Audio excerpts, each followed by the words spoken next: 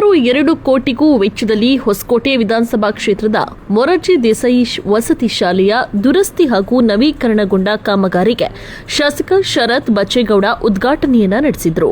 KRIDL ವತಿಯಿಂದ ದುರಸ್ತಿ ಹಾಗೂ ನವೀಕರಣಗೊಂಡ ಕಾಮಗಾರಿಯನ್ನ ಗೋಪಾಲಣ್ಣ ಹಾಗೂ ಶಾಲಾ ಅಭಿವೃದ್ಧಿ ಸದಸ್ಯರು, ಅಧಿಕಾರಿಗಳು, ಪ್ರಾಂಶುಪಾಲರು, ಗಣ್ಯರೊಂದಿಗೆ ಉದ್ಘಾಟನೆಯನ್ನ ನೆರವೇರಿಸಲಾಯಿತು. ಕ್ಷೇತ್ರದ ಶೈಕ್ಷಣಿಕ ಅಭಿವೃದ್ಧಿಯ ದೃಷ್ಟಿಯಿಂದ ಅತ್ಯಂತ ಶ್ಲಾಘನೀಯ ಕಾರ್ಯಕ್ರಮವಾಗಿದ್ದು, ಹಲವು ರೀತಿಯಾಗಿ ಆಧುನಿಕ ಮೂಲಭೂತ ಸೌಕರ್ಯಗಳನ್ನು ಒಳಗೊಂಡಿದೆ. ಇನ್ನು ಸುಸಜ್ಜಿತ ಕೊಠಡಿಗಳು, ಕುಡಿಯುವ ನೀರಿನ ವ್ಯವಸ್ಥೆ ಮತ್ತು ಶೌಚಾಲಯದ ಆಧುನೀಕರಣ ಅಲ್ಲದೆ ಸೂಲಿಬೆಲೆ ಭಾಗದ ಸುತ್ತಮುತ್ತಲಿನ ಗ್ರಾಮ ಪ್ರದೇಶದ ಬಡ ಹಾಗೂ ಹಿಂದುಳಿದ ವರ್ಗದ ವಿದ್ಯಾರ್ಥಿಗಳಿಗೆ ಈ ವಸತಿ ಶಾಲೆ ಆಸರೆಯಾಗಿದೆ.